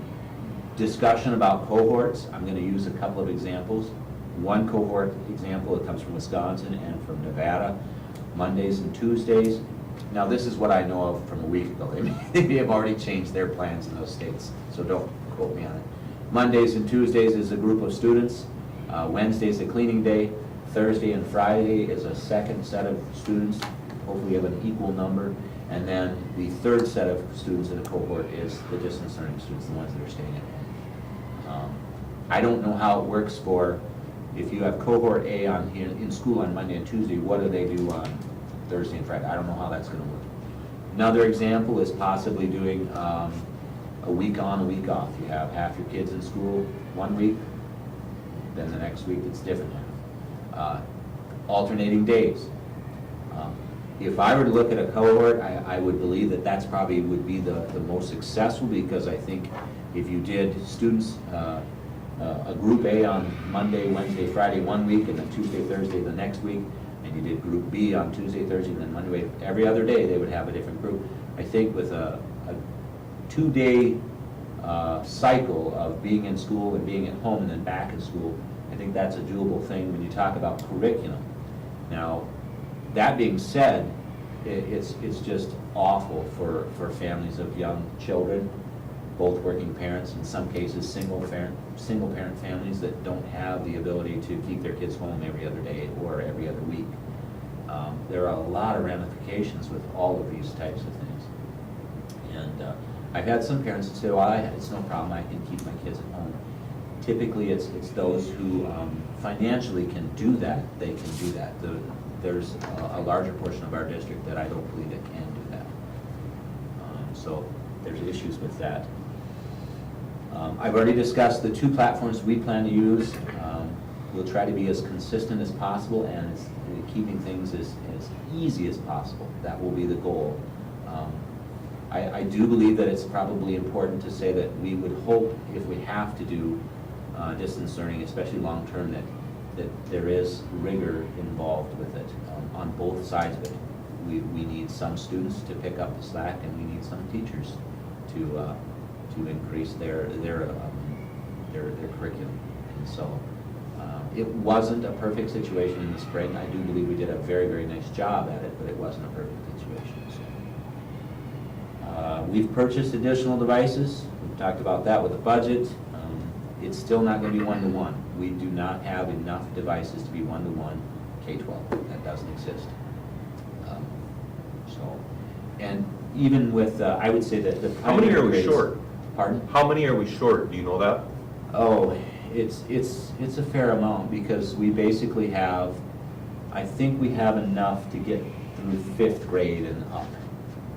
7 through 12 is already there. 6th grade, 5th grade, maybe 4th grade. So you're looking at K through 3. Because you have 2 additional parts. Yeah.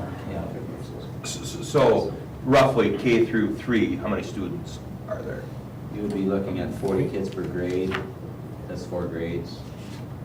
Your K was 50 in the Kindergarten. K is 50 now. Yeah. But the average is. Kindergarten is 50? Yeah. Yeah. It was just in our. Is it 4th grade? 5th grade is 20.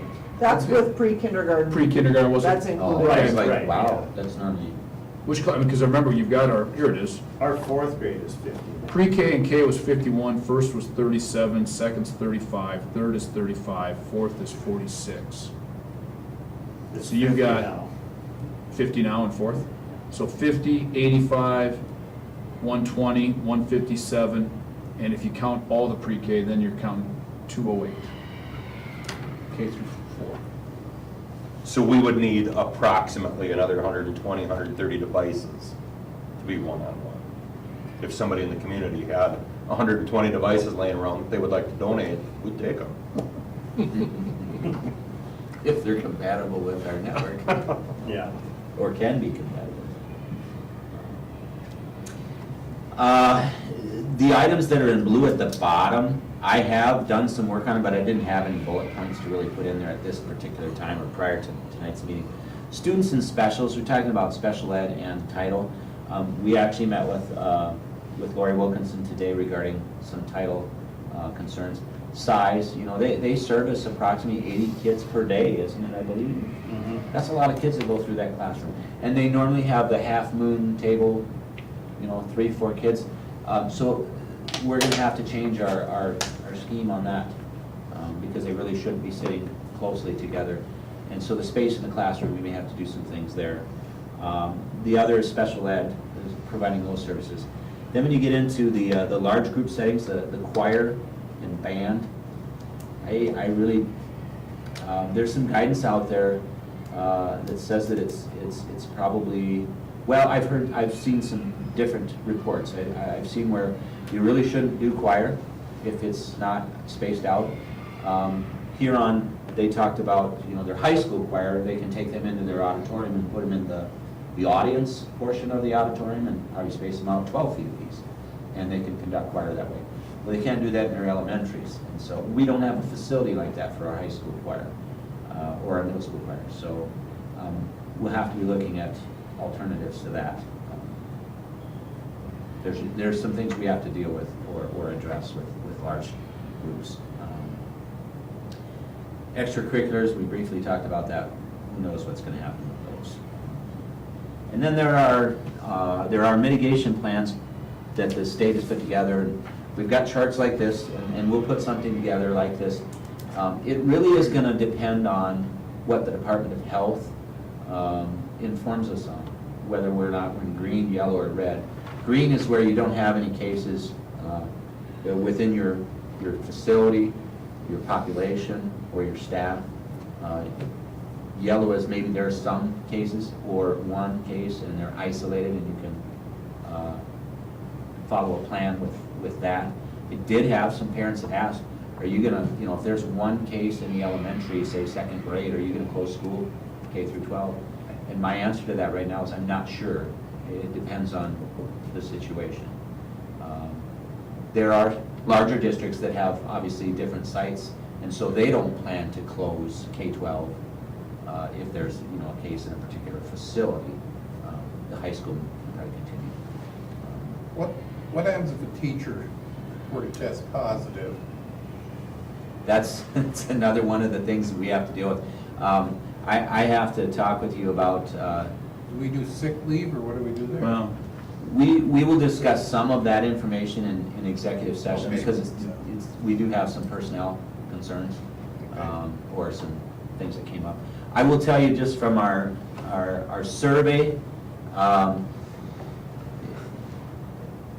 I have listed about 261 households within our system. Now that was looking at all households, including homeschool, out-of-district placement, and when you get rid of those, I would say we're in 220, 230. I believe that we've received about 85 to 90% return so far, because I have 100, as of this evening prior to the meeting, we had 198 households that have returned it. And we were at 92.9% that said they do plan to send their children to school, and 7.1% that said my child or our family has health concerns that will affect whether or not my child can attend school regularly. In that survey, what I did is I asked those people to provide their name and contact number or email so that we can contact. So Mr. Case and I will probably split that list, or he can take elementary, I can take secondary, and we will be contacting those families to discuss options for them. And so that's where we're at right now. And interestingly enough, Huron was almost identical. He reported that 93% of their families are planning to send their children to school.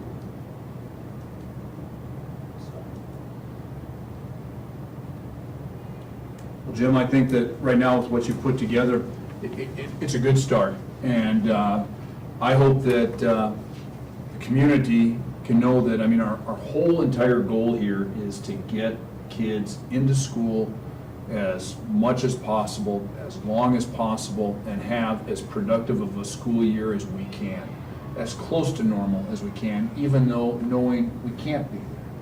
And so I hope that a couple things. One, reminding the community that this is tough.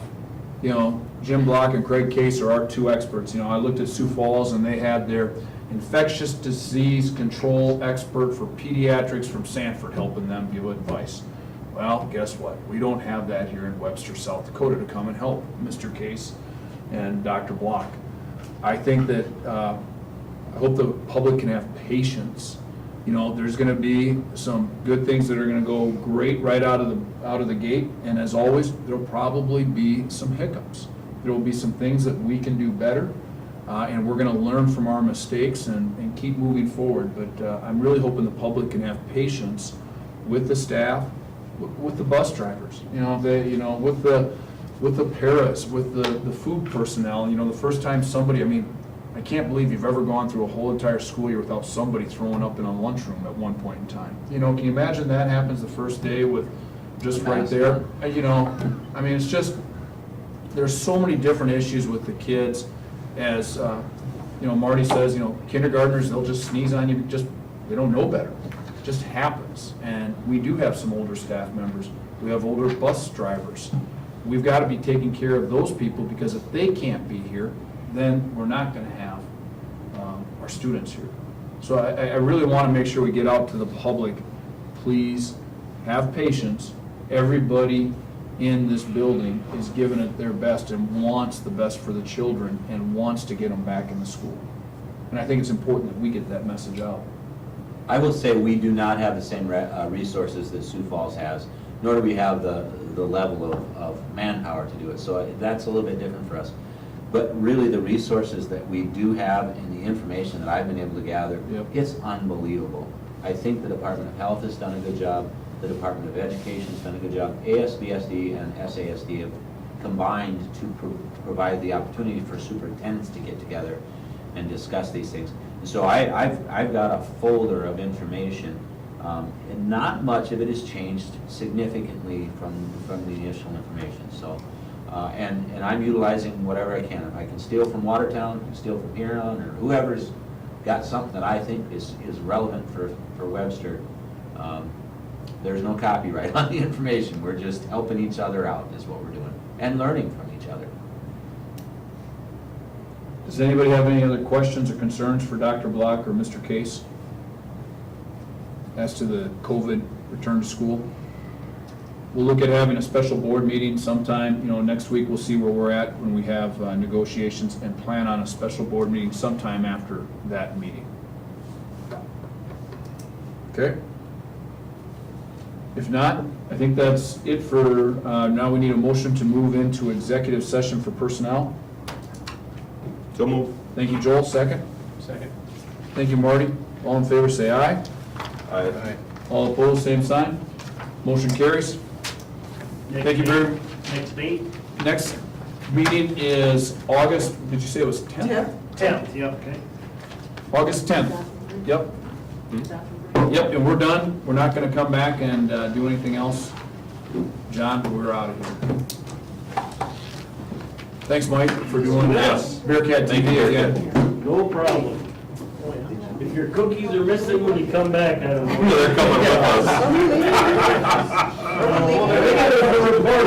I'm not sure. Hey, Mike, how long will it take you to have the camera and everything down? I know, and Yeah. I just left the money in there. 10 minutes. Let's just have a meeting in here if we're all right. Take a 10-minute break, and Lori can hit things.